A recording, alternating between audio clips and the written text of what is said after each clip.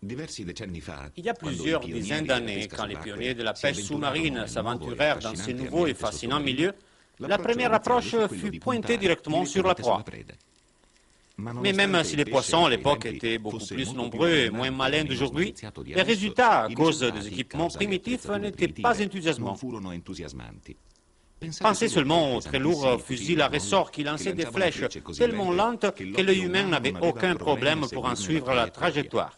Et pensez aux vibrations émises par le mouvement des petites nageoires qui ne pouvaient pas éviter d'épouvanter les poissons.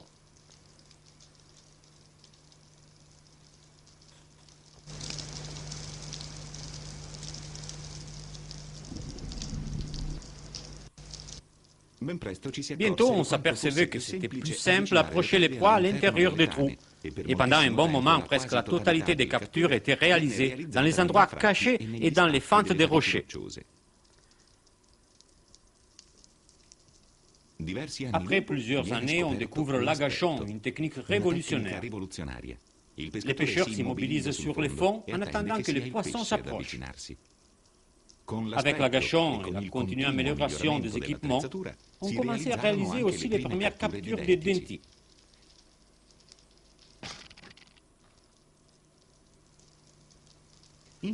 Enfin, on arrive à l'indienne, une pêche raffinée et très intéressante. Le concept de base est surprendre les poissons en se déplaçant sur les fonds lentement et silencieusement, pour essayer d'arriver à distance de tir sans se faire voir ou se faire entendre. Facile, on dirait. Mais en réalité, il faut une grande expérience dans l'eau et beaucoup d'entraînement.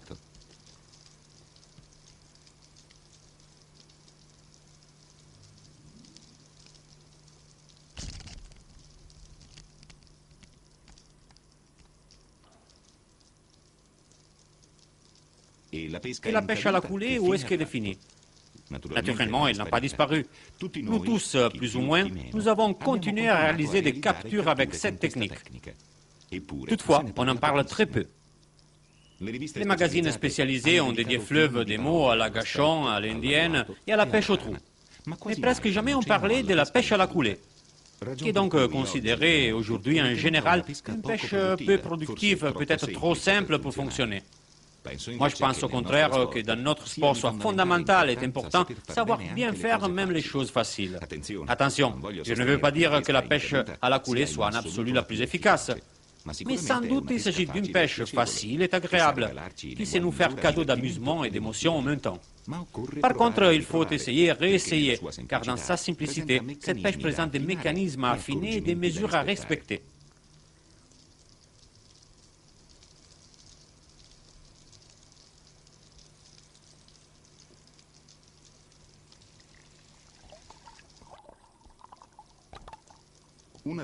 Une des raisons qui me font apprécier cette pêche, il faut la rechercher dans la paresse innée qui m'est propre. En effet, la coulée permet de réaliser une capture en moitié temps et avec moitié fatigue.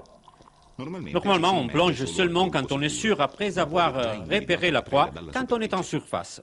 Donc on n'est pas fatigué à cause des continues descentes et remontées. L'économie des mouvements de cette technique permet aussi d'améliorer ses propres niveaux opérationnels. En effet, il est sans doute plus fatigant pêcher à trou à 20 mètres plutôt que tirer sur un poisson à la coulée à 25.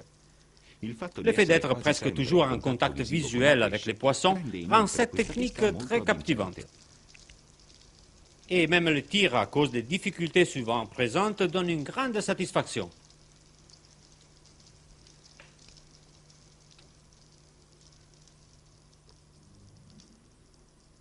On va parler de la technique. C'est peut-être banal de le rappeler, mais la première chose vraiment importante est réussir à voir le poisson. Et ce n'est pas seulement un fait de dioptrie, même si une bonne vue aide naturellement. Ce qui compte le plus, c'est maintenir la concentration maximale pendant qu'on observe le fond et on s'habitue à noter chaque mouvement imperceptible. Au milieu de ces pierres, il y a caché un sar. On va voir combien de temps il vous faut pour le repérer.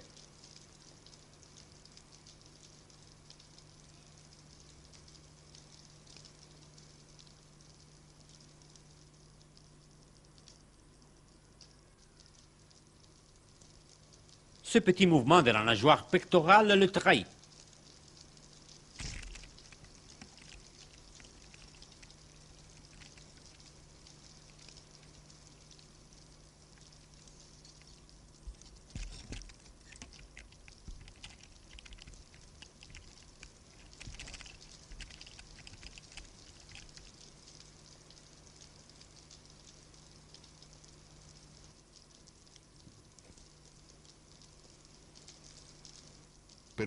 Pour ne pas effrayer les poissons, il y a une seule astuce, au mieux il y en a trois.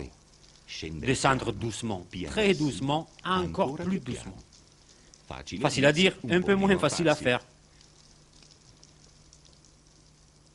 L'idéal, ça serait d'arriver sur les poissons presque neutres, de façon à pouvoir régler à notre goût la vitesse. En faisant comme ça, non seulement nous effrayerons moins les poissons, mais en plus, nous améliorerons la précision du tir. Malheureusement, à moins qu'on pêche sur un fond absolument plat, les profondeurs des plongées changeront à chaque plongeon. Normalement, pour produire moins de vibrations sonores, nous augmentons les plombages. Pour la pêche à la coulée, j'ai fait précisément le contraire. Ce serait beaucoup mieux de faire un peu plus de bruit dans la première partie de la plongée, quand on est encore loin du poisson, plutôt que d'être trop rapide dans la phase d'approche. Si nous pêchons à vue, c'est-à-dire en essayant de voir les poissons de la surface, nous dépasserons difficilement 18-20 mètres et considérer que dans les premiers 7-8 mètres, la pêche à la coulée est peu productive, un plombage qui nous permet d'être neutre à 13-14 mètres environ pourrait représenter un juste compromis. Au-dessus de ce niveau, nous contrarierons la positivité en nageant lentement et avec une action presque exclusive des chevilles. Au contraire, dans la phase négative, nous essayerons de freiner la descente avec les corps, en utilisant les palmes comme parachute.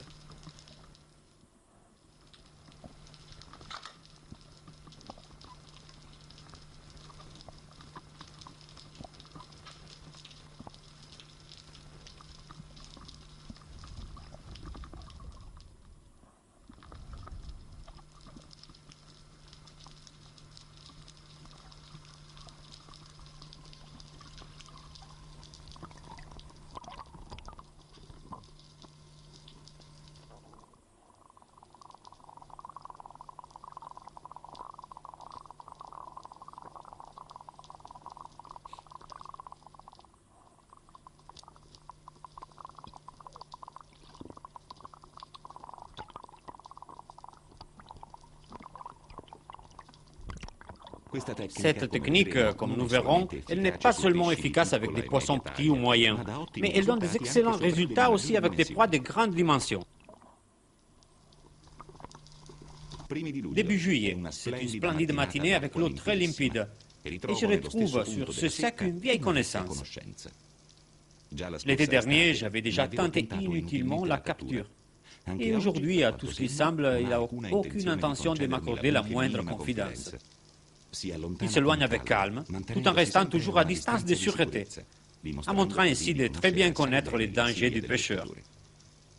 On dirait qu'il s'arrête au bord d'un tombant, mais au contraire, il recommence à s'éloigner.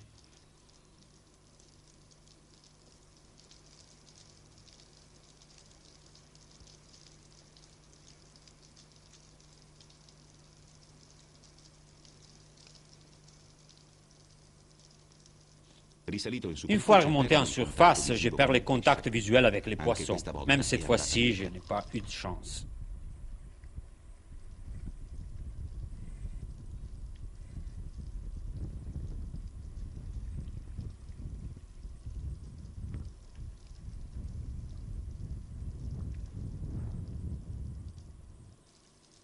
Deux semaines après, environ, je les retrouve.